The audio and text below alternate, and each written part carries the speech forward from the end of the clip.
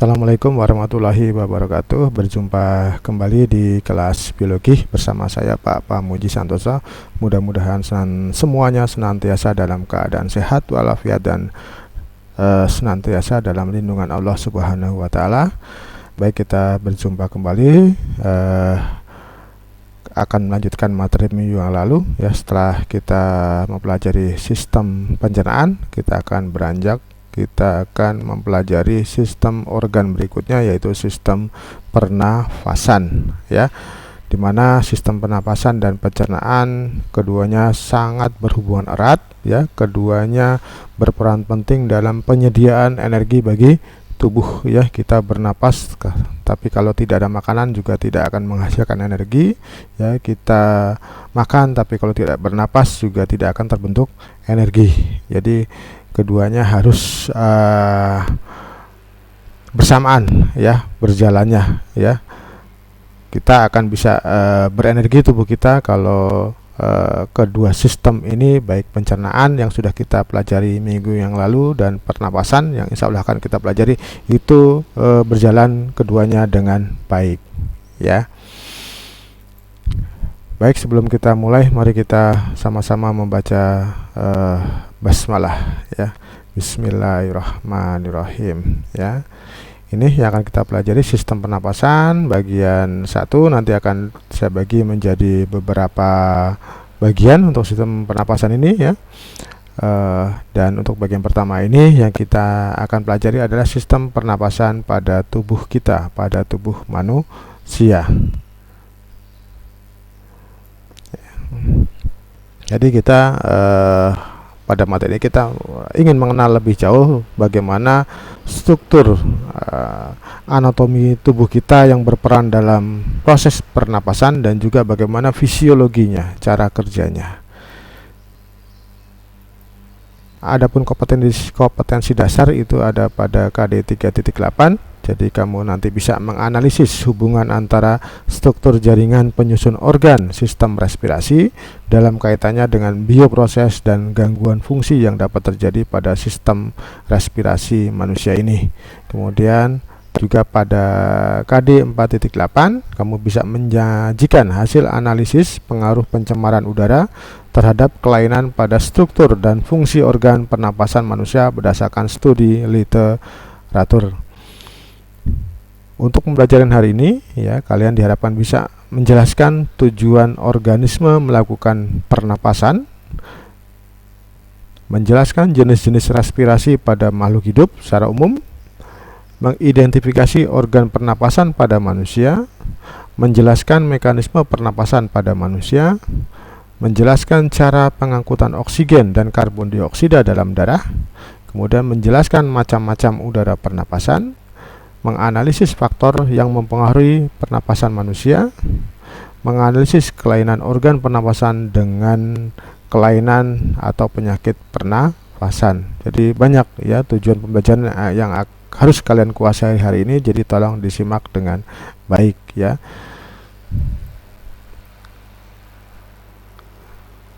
Hal pertama yang harus kalian pahami dengan baik ya, apa itu respirasi, apa itu pernafasan. Jadi respirasi itu adalah nama lain dari pernafasan ya. Respirasi ini sebetulnya adalah salah satu reaksi metabolisme yang berlangsung dalam tubuh kita.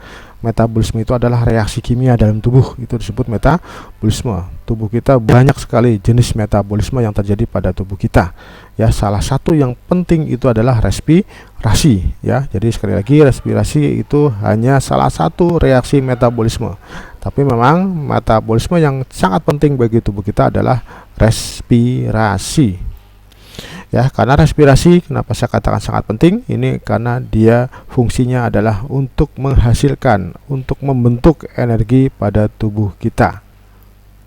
Bentuk energi yang dihasilkan melalui proses respirasi itu adalah energi dalam bentuk ATP, adenosin trifosfat ya. ATP ini adalah sebetulnya senyawa organik, tapi dalam ikatan-ikatannya, terutama ikatan fosfatnya ini ya, ikatan antar fosfatnya ini ya, berarti ada 3 fosfat ya. fosfat yang satu dengan fosfat yang lain itu dihubungkan dengan suatu ikatan. Nah, ikatan itu mengandung energi tinggi. Ketika diputus, dia akan melepaskan energi tersebut, ya. Jadi respirasi tujuannya membentuk ATP. Jadi ATP itu mungkin kalau dalam kehidupan sehari-hari saya analogikan seperti baterai, ya. Kalau kamu sudah punya baterai, maka benda-benda elektronik yang kita miliki bisa hidup, ya. Begitu juga organ-organ tubuh kita atau metabolisme dalam tubuh kita bisa berjalan kalau ada ATP, ya, ATP. Kemudian ATP adalah senyawa organik berenergi tinggi, ya. ATP akan digunakan untuk berbagai macam bioproses, ya. Dalam tubuh kita banyak sekali bioproses, ya, atau metabolisme, ya, yang membutuhkan ATP, membutuhkan energi, yaitu disediakan oleh respirasi. Jadi kalau tidak ada respirasi, maka tidak akan terbentuk energi atau ATP, sehingga nanti tubuh kita, sel-selnya tidak bisa melangsungkan aktivitas hidupnya, sehingga sel-sel itu akan mati. Nah, di manakah berlangsungnya respirasi yang sebetulnya? Nah, ini yang sebagian besar dari kalian, saya sangat yakin kalau ditanya di manakah berlangsungnya respirasi, ya pasti, ya, sebagian besar akan menjawab di paru-paru. Padahal hakikatnya pernapasan atau respirasi itu terjadinya adalah berlangsung di setiap sel-sel tubuh kita. Nah, ini sel tubuh yang sudah kalian pelajari pada bagian bab 1, ya. Ya, sel tubuh, dalam setiap sel tubuh kita ini berlangsung respirasi, karena di dalam sel ada organel yang namanya mitokondria. Ini organel yang bertanggung jawab melaksanakan respirasi, ya. Setiap sel, ya, butuh energi, ya, dan setiap sel ini harus menyediakan energinya sendiri melalui proses respirasi yang berlangsung dalam mitokondria. Jika sel tidak mampu melakukan respirasi, maka sel tersebut akan mati, ya, karena tidak ada energinya. Nah, itu konsepnya. Apakah semua organisme menghirup oksigen untuk bernapas? Ya, ternyata tidak, ya, karena nanti respirasi pada makhluk hidup dikenal ada dua jenis, ada respirasi aerob, ada respirasi anaerob. Respirasi aerob ini adalah respirasi yang membutuhkan oksigen bebas, ya, jadi mutlak membutuhkan oksigen. Organisme yang bernapas secara aerob itu harus ada oksigen. Kemudian ada respirasi anaerob, respirasi yang tidak butuh oksigen bebas, ya. Justru kalau ada oksigen dia tidak bisa beraktivitas, ya. Contoh yang aerob itu adalah berbagai macam tumbuhan dan hewan tingkat tinggi, ya, tumbuhan-tumbuhan tingkat tinggi, ya, spermatopita, lumut paku, itu semuanya bernapas secara aerob menggunakan oksigen bebas. Kemudian secara anaerob itu contohnya ada Saccharomyces cerevisiae atau ragi, ya. Ketika kamu membuat ragi dengan menggunakan apa? Beras ketan, ya, ditumbuhkan ragi di situ, maka harus ditutup rapat. Ya, kalau dibuka maka tapinya tidak akan jadi. Itu artinya tandanya bahwa Saccharomyces itu adalah organisme yang respirasinya berlangsung secara anaerob, ya. Contoh lain adalah bakteri E. coli yang ada dalam tubuh kita, usus besar kita, itu adalah anaerob. Kemudian ini Saccharomyces ragi, ya, sel-selnya seperti ini. Nah, ini jadi tidak semua makhluk hidup bernapas dengan oksigen, ada yang bernapas tanpa oksigen. Nah, berikutnya kita akan fokus pada pernapasan pada manusia, ya. Pertama kalian tentu harus mengenal saluran pernapasan, bagaimana oksigen itu, karena kita adalah aerob, ya, respirasi aerob manusia, bagaimana oksigen itu bisa sampai ke dalam sel-sel tubuh kita, itu nanti akan melalui saluran pernafasan, ya. Saya kira sudah kenal semua karena sudah dipelajari pada bangku SMP, ya. Tentu kita memiliki hidung, ya, hidung, kemudian di dalam hidung, lubang hidung, nanti di dalamnya ada rongga hidung, ya, rongga hidung yang cukup besar, ya, yang kalau kita di swab, ya, itu biasa harus mengambil, ya, lapisan lendir dari bagian ini, ya, rongga hidung, kemudian faring, ya, faring, ya, di leher bagian depan agak atas itu faring, ya. Faring ini bertemunya antara saluran pernapasan dengan pencernaan masih menjadi satu. Nanti di faring ini terdapat klep ya, yang namanya klep epiglotis ya. Dia ketika kita bernapas, maka saluran klep ini akan menutup saluran pencernaan atau kerongkongan kemarin ya, atau esofagus. Tapi ketika kita sedang makan, maka saluran epiglotis, klep epiglotisnya akan menutup saluran pernafasan ya, akan ditutup, sehingga makanan akan masuk ke kerongkongan, bukan ke saluran pernafasan ya. Saluran pernapasan di leher kita ada di bagian depan ya. Kemudian di bawah faring itu ada laring ya. Laring ini disinilah terdapat kotak pita suara ya. Kalau laki-laki karena suaranya besar, itu disebabkan karena kotak pita suaranya besar, yang kemudian menonjol disebut jakun ya. Itu kalau perempuan ya, kotak suaranya kecil pada umumnya, walaupun ada yang besar ya. Maka jangan heran ada juga wanita yang suaranya besar seperti laki-laki itu memiliki juga semacam jakun gitu ya. Jadi tidak semua wanita tanpa jakun, ada juga yang memiliki jakun, jangan heran. Kemudian trakea. Nah, ini trakea atau batang tenggorok ya. Kemudian di bawahnya lagi ada bronkus bercabang ya. Trakea bercabang dua, ke kanan dan ke kiri ya. Bronkus, kemudian bronkus nanti bercabang-cabang lagi. Nah, ini menjadi bronkiolus ya, bercabang-cabang terus menjadi bronkiolus. Nanti di ujung-ujung bronkiolus ada kumpulan ya, kumpulan gelembung hawa buntu yang disebut alveolus ya, seperti ini bronkiolus. Ini bronkiolus, di ujung-ujungnya ada kumpulan seperti buah anggur gitu ya, gelembung hawa buntu. Nanti oksigen yang kamu hirup masuk ke sini ya, sehingga alveolus mengembang. Jadi paru-paru ya atau pulmo itu merupakan kumpulan dari jutaan alveolus ya, dan setiap alveolus nanti dibungkus oleh kapiler-kapiler darah paru-paru ini ya, seperti itu ya. Nanti paru-paru kanan memiliki 3 lobus ya, paru-paru kiri memiliki 2 lobus ya, atau 2 gelambir. Itu saluran pernapasan ya. Jadi saluran pernapasan sampai paru-paru itu bukan tempat terjadinya pernapasan, dia hanya jalannya, saluran tempat jalannya oksigen dan karbon dioksida gas ya, supaya bisa masuk dan keluar ya. Nah, pernapasan pada manusia nanti terbagi menjadi 2 tahap ya, ada pernapasan eksternal dan ada pernapasan internal ya. Kenapa dikatakan 2 tahap? Karena pernapasan pada tubuh kita itu berlangsung secara tidak langsung ya.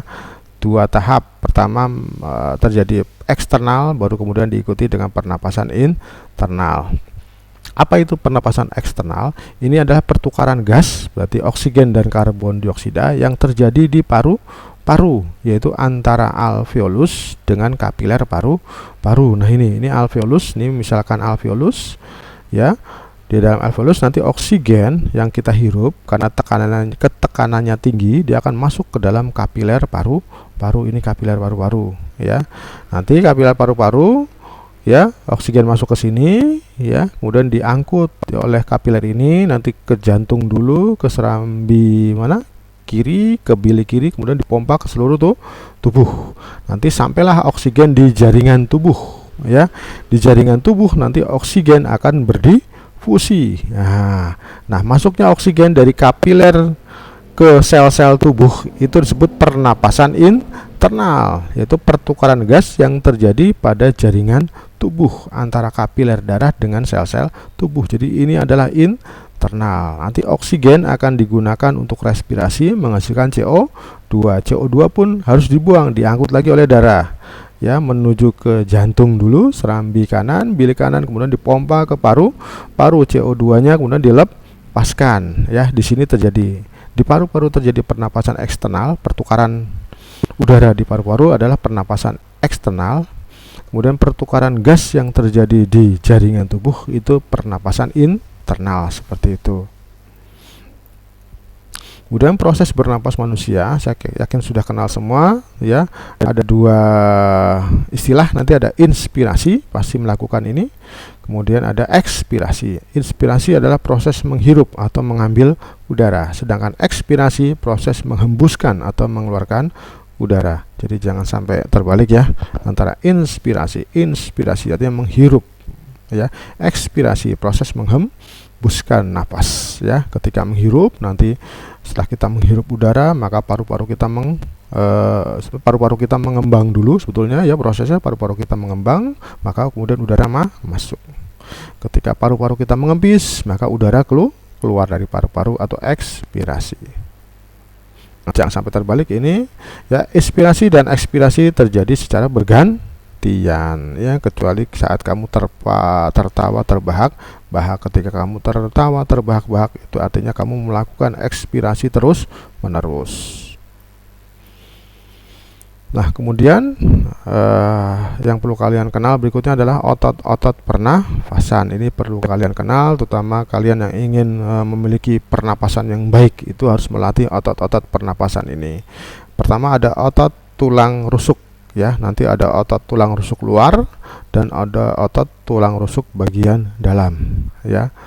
Kemudian ada otot diafragma. Diafragma ini adalah sekat antara rongga dada dengan rongga perut. Nah, yang berwarna merah ini adalah diafragma ya, membatasi rongga dada dengan rongga perut, diafragma. Kemudian ada otot dinding perut ya, otot dinding perut ya. Ini 4 otot yang berperan dalam sistem pernafasan. Jadi kalau kalian pengen punya pernapasan yang baik, latihlah keempat otot-otot ini. Dan nanti berdasarkan peranan otot-otot tadi ya dalam pernapasan, nanti pernapasan dikenal ada 2 macam, ada pernapasan dada dan ada pernapasan perut ya.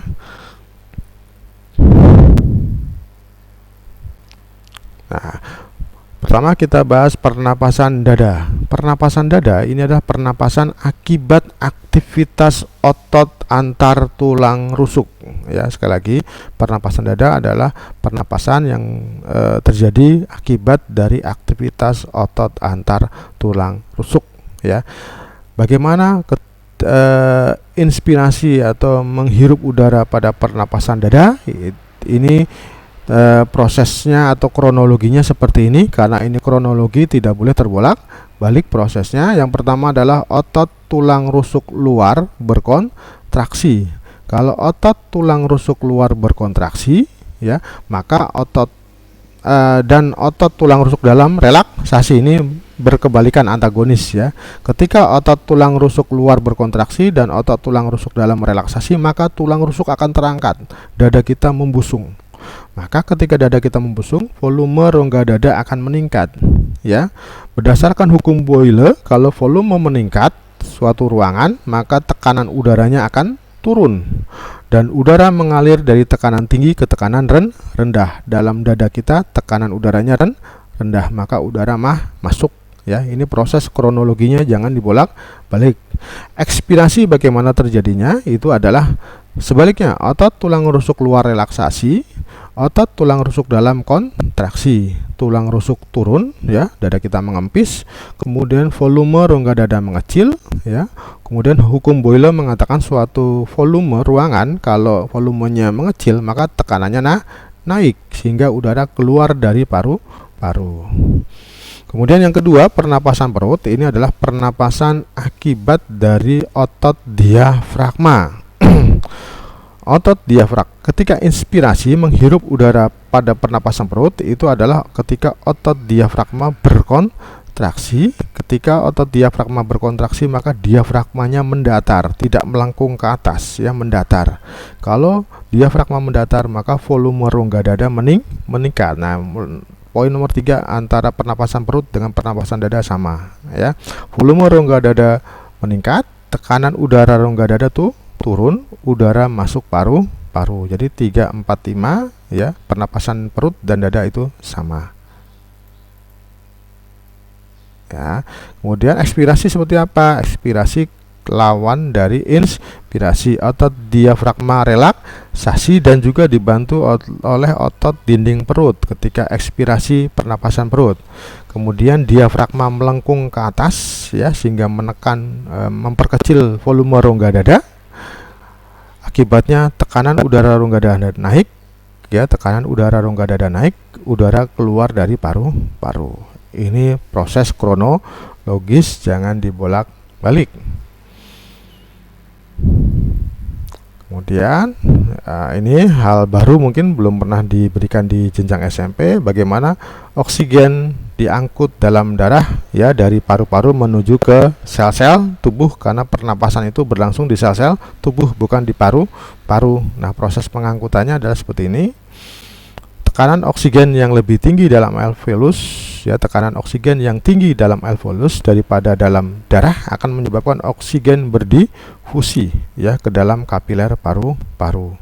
Kemudian di dalam kapiler paru-paru oksigen akan diikat oleh pigmen merah darah yang kita kenal dengan hemoglobin menjadi oksihemoglobin dan diangkut ke seluruh jaringan tubuh. Ya, oksihemoglobin ini adalah ikatan antara hemoglobin dan oksigen, nanti akan ada dalam darah, tepatnya di dalam eritrosit ya, diangkut dari paru-paru ke seluruh jaringan tubuh. Nah, proses seperti ini, HbO2 diikat oleh oksigen, ini berlangsungnya di paru-paru ya, membentuk oksihemoglobin. Kemudian ketika sampai jaringan, nanti HbO2 oksihemoglobin ini akan diurai lagi menjadi O2 dan Hb. Nah, seperti itu. Ya, kemudian bagaimana karbon dioksida diangkut dalam darah? Ya, kita tahu karbon dioksida adalah zat sisa yang dihasilkan oleh sel-sel tubuh kita yang aktif metabolisme. Ya, setiap sel yang aktif metabolisme pasti akan menghasilkan karbon dioksida. Dan zat karbon dioksida tidak boleh terlalu lama dalam sel, dia harus dibuang ya, terutama melalui paru-paru. Nah, untuk menuju ke paru-paru dari sel-sel tubuh itu harus diangkut dahulu melalui darah ya. Ya, karbon dioksida yang merupakan zat sisa metabolisme akan dikeluarkan dari sel-sel tubuh dan kemudian diangkut oleh darah untuk selanjutnya nanti sampai ke paru-paru kita hembuskan. Kemudian dalam darah karbon dioksida akan diangkut dalam 3 bentuk senyawa, yaitu yang pertama ada dalam bentuk asam karbonat, yaitu ikatan antara CO2 dan H2O ya. H2O dan CO2 dalam darah akan berikatan membentuk asam karbonat H2SO3 ya. Dalam bentuk asam karbonat ini, karbon dioksida yang diikat atau diangkut dalam bentuk asam karbonat ini hanya sebanyak 5%, sedikit ya, karena bahaya kalau terlalu banyak asam, kan bahaya darah kita ya. Kemudian dalam bentuk yang kedua yaitu dalam bentuk karbominohemoglobin, jadi karbon dioksida yang diikat oleh gugus amino dari hemoglobin ya, atau yang disebut HbCO2 ya, ini sebanyak 30% ya. Jadi Hb ketika sampai jaringan akan melepaskan oksigen, nanti gantian Hb yang sudah melepaskan oksigen akan mengikat CO2 membentuk karbominohemoglobin ya. Sekali lagi dalam bentuk ini 30%. Dan yang paling tinggi CO2 diangkut yaitu adalah dalam bentuk ion bikarbonat atau HCO3- sebanyak 65% ya. Ini bersifat menetralkan, jadi dia adalah senyawa yang berperan sebagai senyawa penyangga buffer supaya darah kita itu tidak terlalu asam ya, sehingga ini jumlahnya besar 65% ya. Nah, sebetulnya prosesnya sama dengan yang bentuk yang pertama ya. Untuk membentuk ion bikarbonat, yaitu nanti CO2 dalam darah akan berikatan dengan H2O membentuk H2SO3 asam karbonat. Nanti ada enzim yang membantu, yaitu enzim karbonat anhidrase namanya, yang membantu pengikatan H2O dan CO2 membentuk asam karbonat. Nanti kalau yang cara nomor 3 nanti berlangsungnya di eritrosit, jadi pengikatan H2O dan CO2 itu berlangsung dalam eritrosit. Kalau yang cara yang pertama, pembentukan asam karbonat ini berlangsung di plasma darah. Nanti yang cara ketiga, setelah terbentuk H2SO3, nanti H2SO3 akan terhidrolisis, pecah menjadi H+ dan HCO3- ya, HCO3- ya. Nah, H+-nya nanti HCO3- keluar dari eritrosit, nanti digantikan oleh Cl-. Maka kadang-kadang cara nomor 3 ini disebut juga pertukaran ion klorid. Jadi HCO3- akan keluar dari eritrosit menuju plasma darah, ya, dan seterusnya. Pokoknya dalam bentuk ion bikarbonat ini karbon dioksida yang diangkut dalam bentuk ini paling banyak jumlahnya, karena ion bikarbonat berperan sebagai larutan atau senyawa penyangga supaya darah pH-nya tidak mudah berubah. Kemudian macam-macam udara pernapasan, ya, yang wajib kamu kenal, juga pernah kalian pelajari waktu SMP. Grafiknya seperti ini, ya. Ada yang pertama disebut udara tidal, udara pernapasan biasa, ya. Akibat pernapasan biasa, ekspirasi inspirasi biasa yang kadang-kadang tidak kamu sadari, kamu menarik napas, menghembuskan napas, menarik napas, menghembuskan napas, dan seterusnya. Ini sebanyak 500 cc, 500 ml atau setengah liter, ya, yang kamu hembuskan setiap hari, ya. Kemudian ada udara komplementer. Udara komplementer adalah udara yang masih bisa ditarik maksimal setelah inspirasi biasa. Setelah inspirasi biasa bisa maksimal lagi, ya. Ini kurang lebih 1500 cc atau 1,5 liter, ya. Kemudian ada udara suplementer, udara yang masih bisa dikeluarkan lagi maksimal setelah ekspirasi biasa. Ini disebut udara suplementer, ya. Itu. Kemudian ya, suplementer atau udara cadangan. Kemudian ada lagi udara residu, ya, udara residu atau udara sisa. Ini udara sisa, udara yang tidak ikut dalam aktivitas pernafasan. Udara ini mengendap, deposit di paru-paru. Kemudian ada juga kapasitas vital paru-paru. Ini adalah total udara yang ada dalam paru-paru yang ikut atau dapat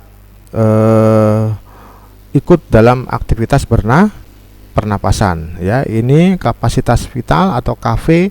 Ini penjumlahan dari udara tidal, udara komplementer, dan udara suplementer, ya. UT tambah UK tambah US itu sama dengan KV, kapasitas vital. Kemudian ada juga disebut volume total paru-paru, berarti adalah kapasitas vital KV ditambah udara residu atau jumlah semuanya, ya, seperti ini. Nah, kapasitas total, kalau di sini kapasitas total, ya, atau kadang-kadang menyebut volume total. Oh, saya bingung. Kemudian yang terakhir, kamu harus mengenal faktor-faktor yang mempengaruhi frekuensi pernafasan, ya.